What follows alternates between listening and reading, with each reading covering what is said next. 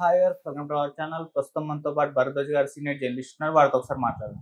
Sir నమస్కారం. Sir నమస్తే అండి. సార్ జగన్మోహన్ రెడ్డి గారికి ఇటు లిక్కర్ స్కామ్ మెడకు చుట్టుకుంటుంది అని అంటున్నారు సార్. అంటే వరుసగా విజయసాయి రెడ్డిని విచారణకు పిలవడం మనం చూస్తున్నాం. ఆయన నాకు సంబంధం లేదు, అంతా వాళ్ళే చేస్తారని వాళ్ళ పేర్లు చెప్తున్నారు. సో ఏదేమైనా విజయసాయి రెడ్డి గారిని అడ్డం పెట్టుకొని జగన్మోహన్ రెడ్డి గారు ఇరికించే ప్రయత్నం చేస్తున్నారని చెప్పేసి వైసీపీ వాళ్ళు ఆరోపిస్తున్నారు. మరి ఇది ఎక్కడి వరకు వెళ్ళొచ్చు, మీరేం చెప్తారు సార్ దీనికి సంబంధించి? అంటే విజయసాయి రెడ్డి గారు విచారణకు హాజరైన తర్వాత మీడియా ముందు మాట్లాడారు. అంటే పాయింట్ టు పాయింట్ ఆయన ప్రతి అంశాన్ని ఏమడిగారు, ఏం చెప్పాను అనేది స్పష్టంగానే చెప్పాడు ఆయన. అలాగే మిథున్ రెడ్డి గారు విచారణకు హాజరయ్యారు. వారు కూడా బయటకు వచ్చి పిన్ టు పిన్ చెప్పుకుంటూ వెళ్ళారు. ఏం జరిగింది, వాళ్ళు ఏమడిగారు, తాను ఏం చెప్పాను అనేది ఆయన కూడా వివరించుకున్నాడు. అయితే ఈ వివరణలలో ఎక్కడా కూడా అంటే విజయసాయి రెడ్డి ఏదో హామ్ చేశాడు వైసీపీకి అన్న టోన్లో టీడీపీ శ్రేణుల్లో ఒక సెలబ్రేషన్ కనిపిస్తోంది. కానీ అది పూర్తి వాస్తవం అని అనిపించటం లేదు. ఎందుకంటే ఆయన చాలా వాటికి డినై చేశాడు. మీ ప్రమేయం ఏమిటి, అలాగే దానికి సంబంధించినటువంటి ఒక ఎపిసోడ్లో వ్యాపారం చేసుకుంటాను అన్న వాళ్ళకి నేను ఒక కంపెనీ నుంచి అప్పు ఇప్పించిన మాట వాస్తవం అన్నాడు. ఒక 100 కోట్ల రుణాన్ని వారికి అందేలా చేసిన మాట వాస్తవం అని మాత్రమే చెప్పాడు ఆయన. అదొకటే తప్ప మిగిలినవన్నీ దాదాపుగా నాకేం ప్రమేయం లేదు అన్నట్టుగానే చెప్పుకుంటూ వెళ్ళాడు. అలాగే దాని నుంచి వీళ్ళు ప్రధానంగా సెలబ్రేట్ చేసుకోవడానికి కారణం ఏంటంటే ఒక కోటరీ ఏర్పడింది ఆయన చుట్టూ. అధికారంలోకి వచ్చే వరకు విజయసాయి రెడ్డి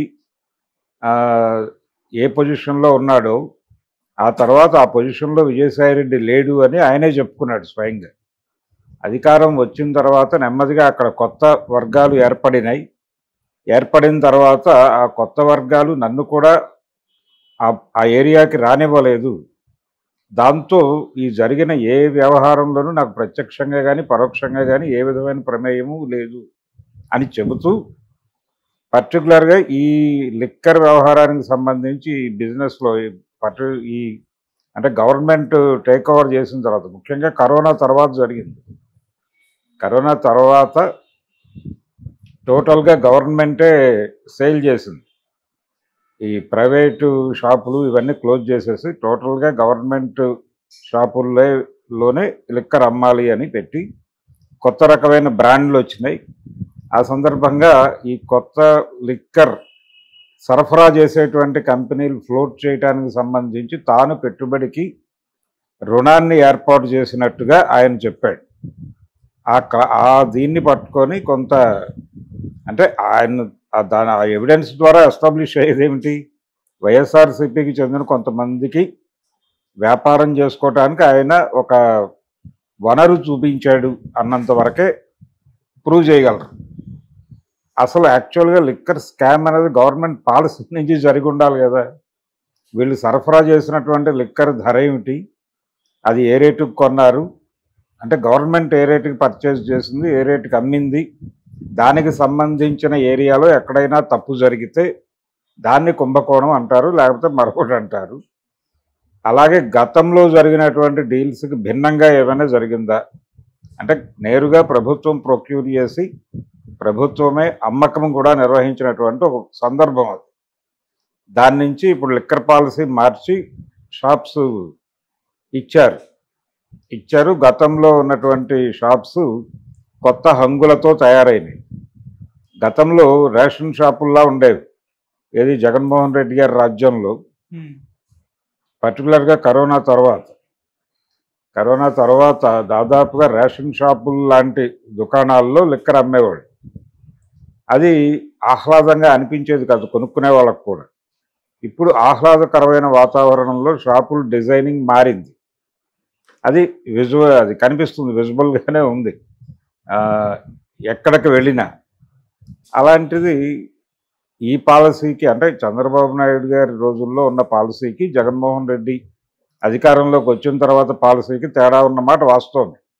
అయితే నేరుగా గవర్నమెంటే నిర్వహణ చేయటము, అలాగే నగదు మాత్రమే స్వీకరించటం, ఏ రకమైనటువంటి బ్యాంక్ ట్రాన్సాక్షన్స్కి ఎలా చెప్పకపోవటం, వాళ్ళు అనుమతించలేదు, ఓన్లీ క్యాష్ అన్న పద్ధతిలో వ్యవహరించారు. ఇవన్నీ రకరకాల అనుమానాలకు తావిచ్చే విధంగానే ఉన్నప్పటికీ ప్రూవ్ చేయాల్సింది ఎక్కడంటే వీళ్ళు కొనుగోలు చేసిన దగ్గర సరఫరా చేసిన మద్యంలో ఏదైనా క్వాలిటీ తక్కువ ఉందా అనేది ఒకటి ప్రూవ్ చేయగలగాలి.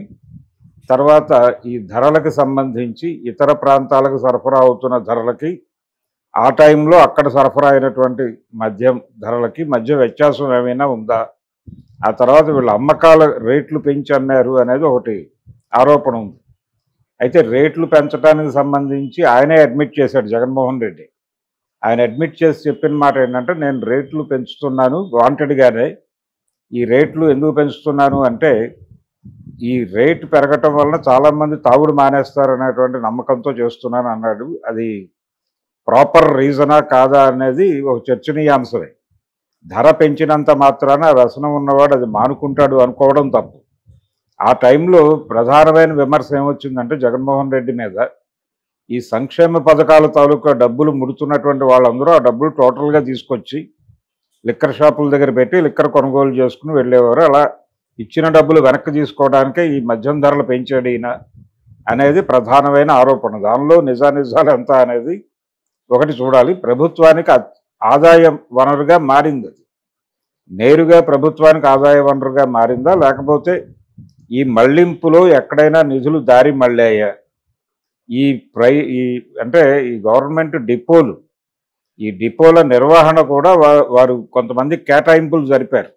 ఆ కేటాయింపుల్లో ఏవైనా అవకతవకలు జరిగాయి, దీని మీద ప్రధానంగా జరగాలి. కానీ వీళ్ళు పార్టీ వైపు నుంచి అందులో పాల్గొన్నటువంటి వ్యక్తులని విచారణ జరపడం అనే వ్యవహారం ఒక్కటే నడుస్తోంది ఇప్పుడు. ఈ టైంలో ఏది క్లారిటీ రాదు.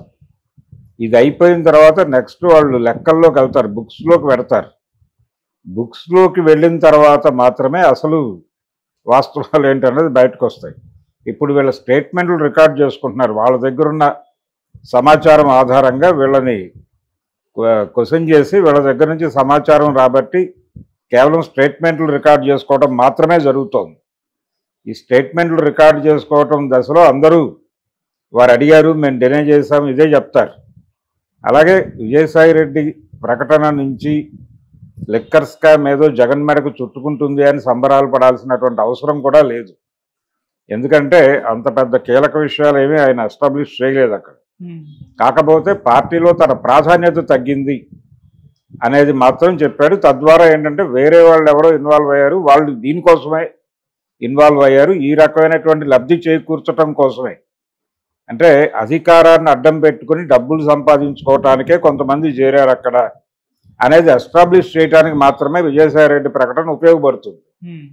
అంతకు మించి వేరే ప్రయోజనం ఏం లేదు. అది కేసుకి దానికి సంబంధం లేదు, కేసుకి దానికి ఏ విధమైన సంబంధం లేదు. విజయసాయి రెడ్డి ప్రకటన నుంచి జగన్మోహన్ రెడ్డి మెడకు చుట్టుకోబోయేది ఏమీ లేదు.